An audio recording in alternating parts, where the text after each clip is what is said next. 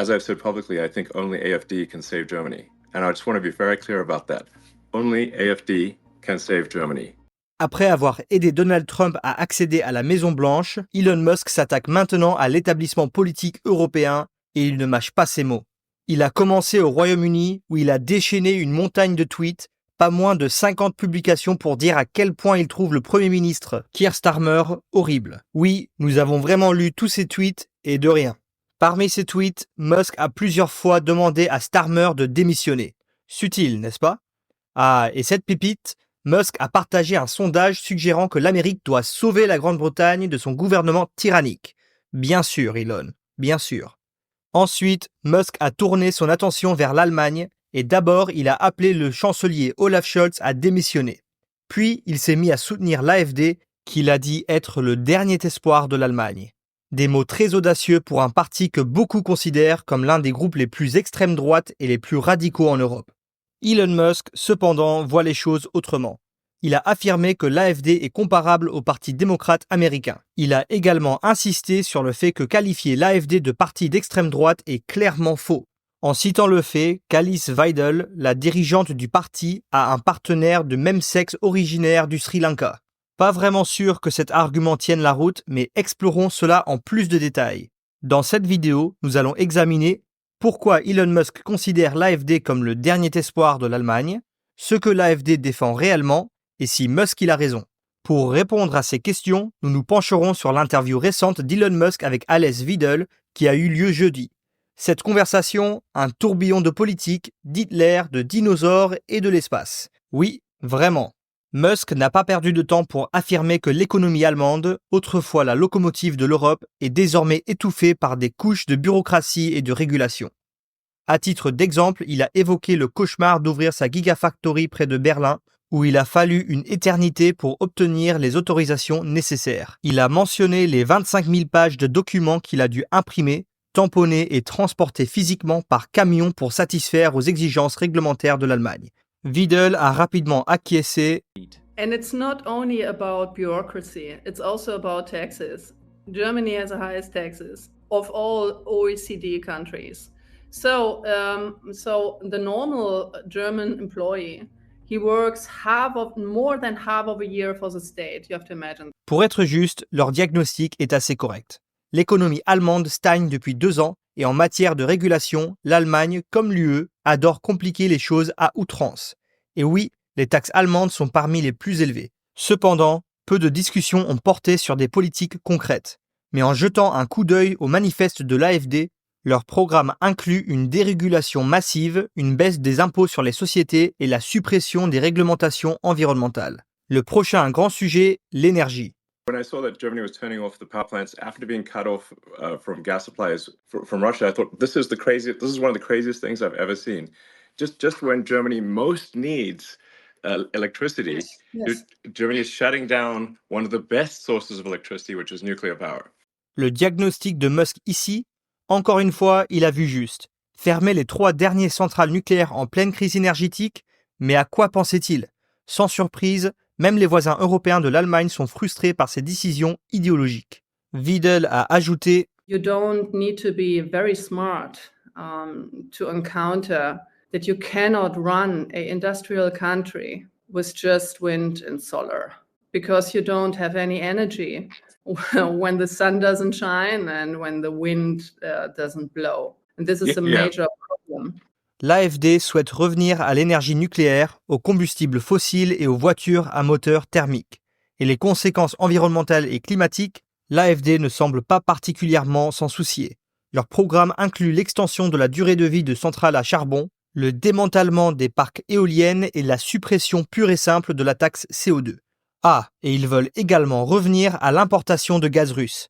Parce que rien ne crie indépendance énergétique comme dépendre d'un pays qui mène activement une guerre en Europe. Et c'est là que les failles de l'interview ont vraiment commencé à apparaître. Pourquoi ces points n'ont-ils pas été contestés?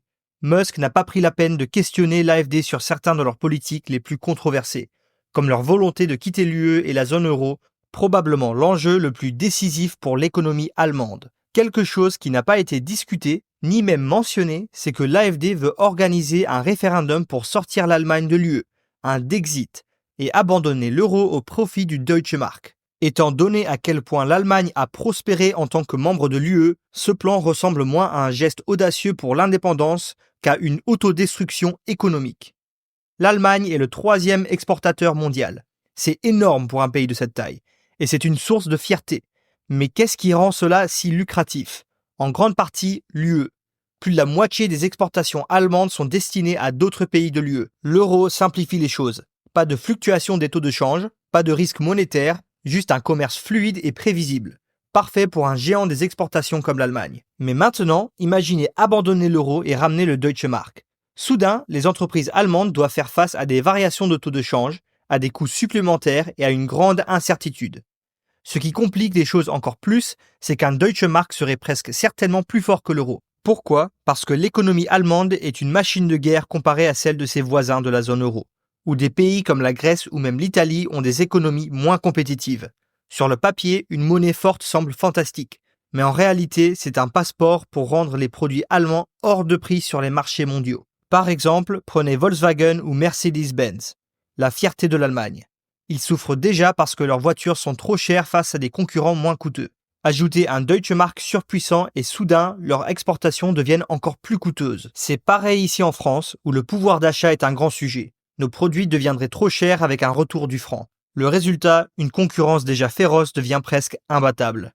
Et la demande pour les produits allemands s'effondrerait. Moins d'exportations signifierait des Allemands plus pauvres. Un autre sujet majeur de l'interview était l'identité de l'AfD, ou plutôt comment les catégoriser. Widel a affirmé avec assurance que son parti représente l'exact opposé de ce qu'incarnait Hitler, allant jusqu'à prétendre, de façon étrange, qu'Hitler était un socialiste de gauche et que l'AfD est son contraire absolu. C'est un peu fou, considérant qu'Hitler était ouvertement anticommuniste et défendait des politiques nationalistes et fascistes extrêmes.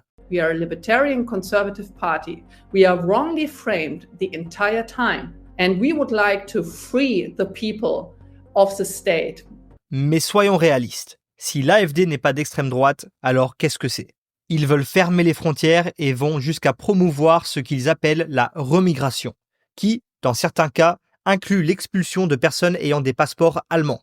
Leur nationalisme repose sur l'isolationnisme, la méfiance envers les médias et une hostilité déclarée envers les mondialistes. Ils affichent ouvertement leur aversion pour les organisations internationales comme l'UE qu'ils souhaitent quitter. Socialement, leurs politiques sont ultra-conservatrices. Par exemple, ils proposent des lois strictes sur l'avortement, limitant les interruptions de grossesse au cas de viol ou de nécessité médicale et prônent un modèle familial traditionnel pour augmenter le taux de natalité.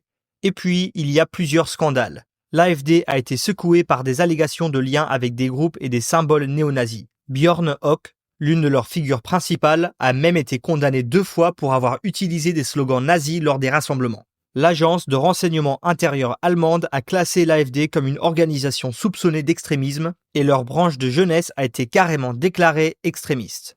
Même parmi les leaders de la droite à l'extrême droite en Europe, l'AfD va trop loin. Marine Le Pen en France, Viktor Orban en Hongrie et Giorgia Meloni en Italie, qui ne sont pourtant pas étrangers à la rhétorique nationaliste, excluent activement l'AfD de leur parti européen. Pourquoi ? Parce que même eux trouvent l'AfD trop extrême. Et puis, il y a la Russie. C'est plutôt ironique. Malgré la nouvelle camaraderie entre Musk et Widel, c'est l'AfD qui s'est opposé à l'investissement de Tesla pour la Gigafactory près de Berlin. L'AfD adore parler de nationalisme, d'indépendance et de rupture avec l'influence américaine. Widel elle-même n'hésite pas à lancer des phrases comme « l'Allemagne est esclave des États-Unis ». Mais dès qu'il s'agit de se rapprocher de la Russie, toute cette rhétorique sur la souveraineté et l'autonomie disparaît. Ils veulent lever les sanctions contre la Russie, arrêter l'aide militaire et financière à l'Ukraine et transformer l'Ukraine en un État neutre, ce qui reviendrait à verrouiller hors de l'OTAN et de l'UE. Ah, et n'oublions pas leur désir de rouvrir les vannes de gaz, comme si rien ne se passait en Ukraine. Chez l'UE simplifié, nous aurions vraiment souhaité qu'Elon Musk profite de l'opportunité pour interroger et challenger Widel durant leur interview. Au lieu de cela, ce que nous avons obtenu, c'est une conversation superficielle qui évite complètement les aspects controversés de l'AfD. Le diagnostic de Musk sur les difficultés de l'Allemagne n'a pas été loin de la réalité. Mais affirmer que l'AfD est le seul parti capable de sauver l'Allemagne, c'est tout simplement faux. Franchement, je serais surpris si Musk pouvait même nommer les autres partis allemands et encore moins ceux qu'ils représentent. Mais enfin, au moins maintenant, vous savez où se place l'AfD. Nous aborderons les autres partis et leurs programmes dans d'autres vidéos à mesure que nous nous préparons pour les élections de février. Alors abonnez-vous si cela vous intéresse. Dites-nous ce que vous avez pensé de la vidéo et si vous êtes d'accord avec Musk dans les commentaires. Merci beaucoup d'avoir regardé la vidéo. N'oubliez pas de liker et de vous abonner si vous voulez plus de contenu. À la prochaine!